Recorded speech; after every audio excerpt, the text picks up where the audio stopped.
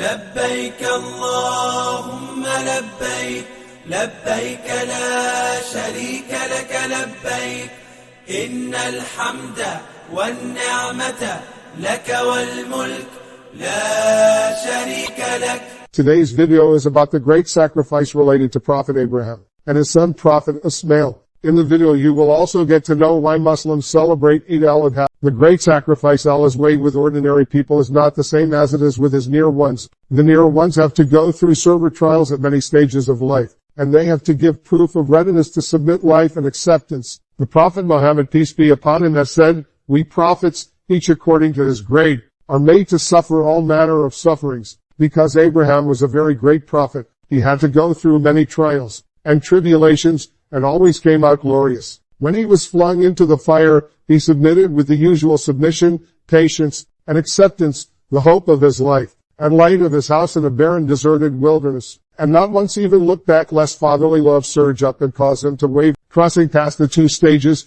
he had now to overcome a third, more difficult than the first two. 3 nights together he saw in a dream that Allah was calling on him to sacrifice his only son. A prophet's dream is always true and divine inspiring. Abraham, as the great prophet, he was submitted and prepared himself for the deed. But because the deed involved another person's life, he related the dream to him. And Ismail, being a true son of his father, a prophet of high eminence, submitted immediately with a smile, saying, "If such is Allah's will, you will find me patient." Father and son then went off to a solitary part of the wilderness. At the selected spot Abraham tied the boy's hands and feet, as was done with animals, sharpened his knife, and laying him on the forehead, was about to run the knife across his neck, when a voice of divine inspiration called, "O Abraham, you have already materialized your dream." This was truly a difficult trial. Loose the boy free and, instead, slaughter the sheep that is standing by you. We reward the doers of good in like manner. Abraham stepped back and saw a sheep attending by the bush nearby.